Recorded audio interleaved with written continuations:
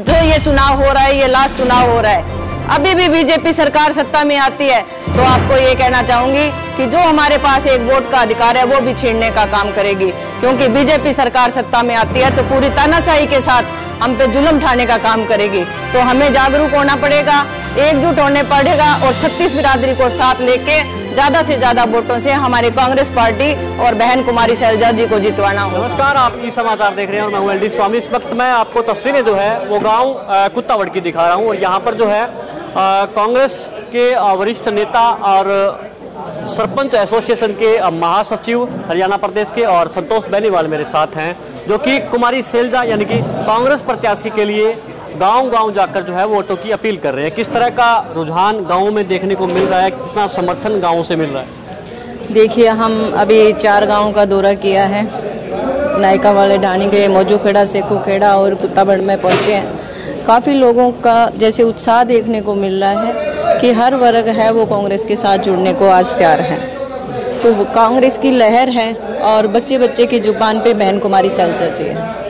हरियाणा के मुख्यमंत्री बनने के बाद नायब सिंह सैनी तीसरी बार सिरसा आए हैं और अभी भी सिरसा में ही है शायद, क्या कुछ कहना चाहोगे? देखिए, आज के दिन जो डम्मी कैंडिडेट आ रहे हैं, जैसे चाहे मंत्री हो, मुख्यमंत्री हो, कोई भी हो, पर इनसे कोई फ़र्क नहीं पड़ने वाला, क्योंकि इन्होंने जो किया है कि सीएम दूसरे उतार दें तो क्या बता विरोध रुक जाए, पर जनता जाग चुकी है और जो विरोध हो रहा है वो जनता का दिल से हो रहा है और जो कांग्रेस के साथ लगी है जनता वो दिल से जुड़ रही है। कहाँ चुनाव खड़ा मानते हैं इस समय कांग्रेस का? सभी लगे हुए हैं प्रचार प्रसार में, बहन जी का क्या लग रहा है इस पर? देखिए, जब बहन जी की टिकट डिक्लेयर हुई थी उस टाइम में बहन जी हमारे बीच पहुँचे तो जीत के साथ पहुँचे थे और हम इस जीत को बड़ा बनाने में लगे हैं और देख रहे हैं कि इसको एक तरफा जीत बनाने का काम करेंगे और हमें पूरा विश्वास है कि ये एक तरफा जीत होगी। शुक्रिया बातचीत के लिए। मलकीत सिंह खोसा हमारे साथ है, आप भी लोगों में जा रहे हैं, खासकर इस बेल्ट की बात करें, पंजाबी बेल्ट है, आप जा रहे हैं, भावना क्या है, लोगों क्या समझ पा रहे हो?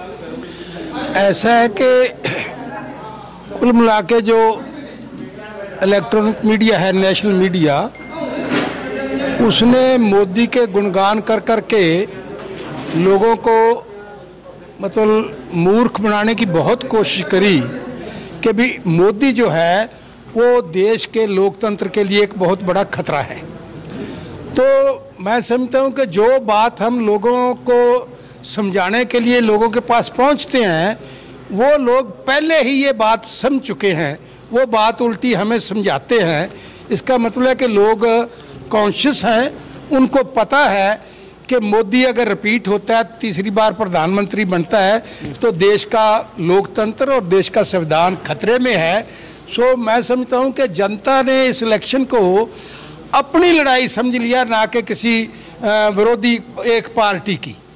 तो मैं समझता हूँ कि रिजल्ट ऐसे आएंगे कि मोदी भी जो है ना बहुत हैरान रह जाएगा कि लोग मोदी को उखाड़ने का मूड देश की ये पब्लिक है वो बना चुकी है। देखिए, काठ की हांडी बार बार नहीं चढ़ती। कभी मोदी जी जब आए थे, जो उन्होंने झांसे दिए, ब्लैक मनी लाऊंगा और उसके जनता में 15-15 करोड़ रुपया बांटूंगा और 2 करोड़ नौकरियां दूंगा, बुलेट ट्रेन चलाऊंगा, स्मार्ट सिटी बनाऊंगा, वो कोई चीज़ प्रैक्टिकली नहीं 10 साल लोगों ने दे दिए।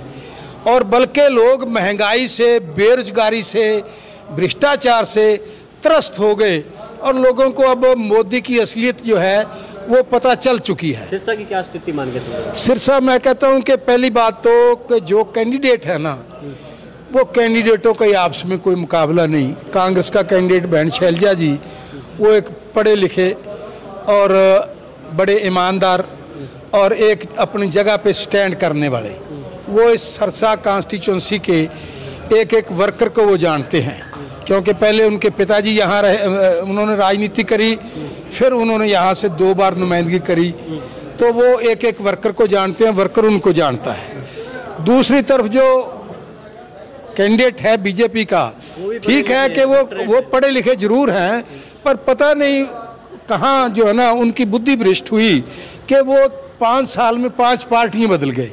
मैं तो बड़ा हैरान हूँ कि एक पढ़ा लिखा आदमी और जिसने PhD करी हो और आज वो मोदी का गुणगान करे, बड़ी मतलब इस बात से भी जो है ना, मुझे तो इस बात की हैरानी हो रही है कि अशोक तंवर जैसा आदमी, लेकिन कई बार परिस्थितियों में आदमी ऐसा फंस जाता है कि मैं समझता हूँ कि उसकी भी बुद्धि भ्रष्ट हो गई है।